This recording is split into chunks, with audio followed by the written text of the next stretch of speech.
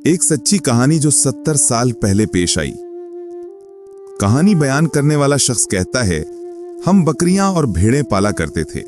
जब वो बड़ी और मोटी हो जाती तो हम उन्हें बाजार ले जाकर बेच देते थे। बाजार हमारी बस्ती से बहुत दूर था। एक दिन मुझे पैसों की जरूरत पड़ी। मैंने जाकर अपनी भेड़ बकरियों को देखा। वहां सिर्फ एक ही दुम्बा ऐसा था जो बेचने के काबिल था। वो बड़ा और कीमती था। अगर मुझे पैसों की सख्त जरूरत ना होती तो मैं एक दुम्बे के लिए इतनी दूर सफर करने की जहमत ना करता। मैंने वो दुम्बा लिया और अपने सफर पर रवाना हो गया। रास्ता दुश्वार और ऊंचा नीचा था। सफर के दौरान मेरी मुलाकात एक शख्स से हुई जो किसी दूसरी बस्ती का रहने वाला था। उसके साथ 10 से ज्यादा दुम्बे थे। मैंने उससे पूछा, कहां जा रहे हो? उसने जवाब दिया, बाजार जा रहा हूं ताकि ये दुम्बे बेच सकूं। मैंने कहा, मैं भी बाजार ही जा रहा हूं। हम दोनों एक साथ चलने लगे। उसके पास 10 से ज्यादा दुम्बे थे और मेरे पास सिर्फ एक। रास्ते में हमें एक खैमा नजर आया। मैंने अपने साथी से कहा, आओ इस खैमे के पास चलते हैं, कुछ देर आराम कर लेते हैं। उसने कहा, ठीक है। जब हम खैमे के करीब पहुंचे तो देखा कि 3 बच्चे खैमे के बाहर बैठे हैं। भूख से निढाल, उनके चेहरों से गुर्बत साफ झलक रही थी।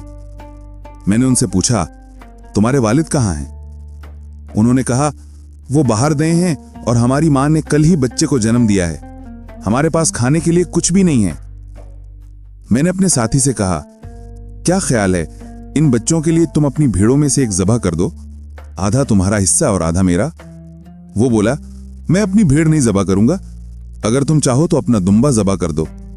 मैंने कहा, मैं अपना दुम्बा ज़बह कर देता हूं, मैं इन बच्चों को इस हालत में नहीं छोड़ सकता। मैंने दुम्बा ज़बह किया, बच्चों और उनकी मां को खाना खिलाया। वो बहुत खुश हुए, उनके चेहरों पर मुस्कुराहट आ गई। हमने भी उनके साथ खाना खाया और बाकी गोश्त लटका दिया।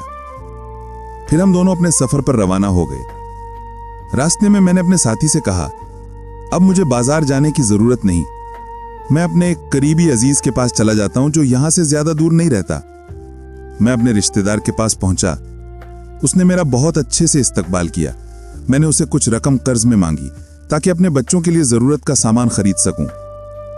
रात को जब मैं कज़ाए हाजत के लिए खैमे से दूर गया तो रास्ते में मुझे कोई चीज नजर आई। वो चमड़े के टुकड़े की तरह लग रही थी।